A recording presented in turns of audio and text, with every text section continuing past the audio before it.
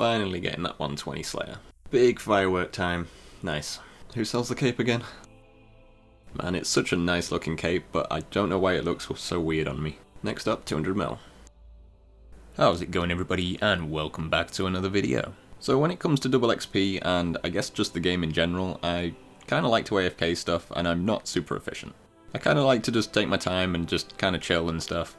But I've been sat at 119 Slayer for pretty much since the last double XP, so what's that, like 3 or 4 months, and realistically I should have probably done it during that last combat week. But generally I normally sort of use tasks that are lower XP just because they're more AFK. I just kinda like to sit back, relax, and just sort of listen to some music or watch a video or whatever.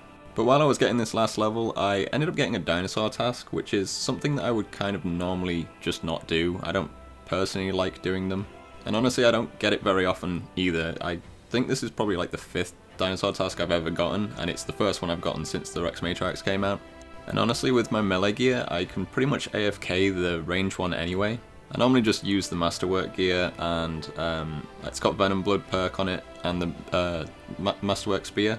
Just using that gear usually means I can pretty much AFK the range one with no issue.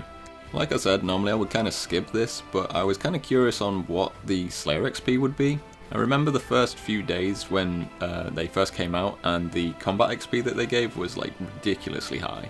So I know Jagex nerfed the combat XP, but I don't know if that affected the Slayer XP at all. So if anyone actually knows that, then let me know, because I assume it does, but I don't know. Just real quick, I want to say a massive thank you to everyone that is subscribed to the channel. You guys have been killing it recently, and it's really appreciated. But only about 4.5% of you are actually subscribed, so if any of these videos help or you enjoy any of them, then do please give the videos a like and press that subscribe button. It'll help out an absolute ton. Alright, so we started this task at 116 kill count with absolutely 0 on the drop log. I don't know how common the drops are, but I've seen a lot of people get either super lucky here, or maybe I'm just kind of unlucky. I mean, I've literally seen people with like 200 kill count that have pretty much the log complete besides the pets. But you never know, hopefully we'll get something nice sort of during this task. Now remember, I'm just going to be basically fully AFKing just the range one here, so the XP rates and stuff obviously are going to be a little bit low. You know, if you were able to hybrid and sort of take on maybe the range one and the melee one at the same time, then obviously the XP rates would be much better. Also, remember this was done during double XP as well, and obviously kill times would be a massive factor in this. Obviously, if I wasn't AFKing this and was actually trying to kill them quite quickly, then obviously, you know, the XP rates would be much higher as well. Now, like I said, the XP rates are going to sort of fluctuate quite a bit, but sort of generally for the whole task, it was kind of between 400 to 500k XP an hour, which obviously if it's not double XP then that's sort of 200 to 250k an hour, which honestly I think if I was to bring some mage gear and take on the melee one as well, I could probably push that to sort of closer to 350, 400k an hour maybe. You could probably get the melee one to half health sort of before the range one even respawns, so honestly I don't think that's terrible XP for a boss. I don't know how much sort of like Queen Black Dragon task would be, for instance, and I'm sure you could make more money here than you could there. But honestly for me, this is just a really nice task because of just how AFK it is. Literally the only thing that I need to keep an eye on is that first big range hit with the poison, which is just super easy to deal with. It's just a quick range press switch and a devotion and you're pretty much done. Honestly, it kind of times up perfectly for the devotion for that hit.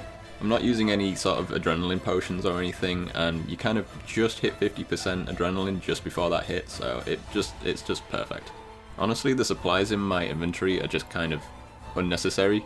I pretty much just ate the food to make space for drops and stuff, and really the only time that I needed to bank was to get more overloads and super restores. Like I said, the food was pretty unnecessary, and I basically no fooded the entire task.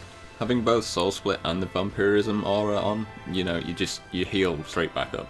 Now, anyone that's watched any of my PVM stuff knows that I'm still trying to get used to the combat. And kinda besides the obvious stuff of bringing switches or ring switches or sort of adrenaline potions or whatever, I want to know what my rotation is sort of like. Like if there's any tips you guys can recommend, obviously like I said, besides bringing adrenaline potions and stuff, remember this was being super AFK, then yeah, so let me know. Like, I've got my 1, 2, 3, 4. I always try to cancel out the Fury and try to make sure that none of the bleeds are sort of under Fury as well. I try to make sure that Assault and Hurricane are under Fury as well. And I also try to constantly walk Slaughter, because that is such a good bleed when it's been walked.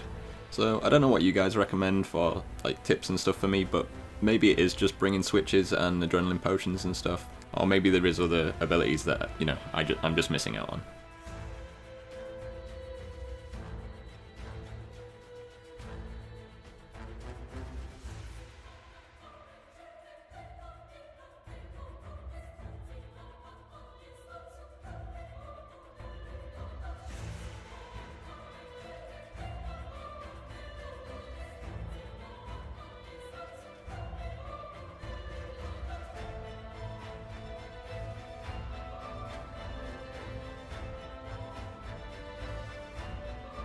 So typically the first time I get a drop, I forget to record the kill, so I ended up just recording it on the floor. And we managed to get ourselves a Savage Spear tip, and I don't know how much they're going for, but it said about 21 mil or so. Not sure if they're actually selling for that or not. But yeah, we managed to actually finally get a drop on log at 177 kill count, which was pretty nice. But like I said, I've seen some people get super lucky here, and in fact, in this whole task I saw the same person get 3 different drops on broadcast. So again, I don't know if I'm unlucky or whether other people are just super lucky. I really don't know.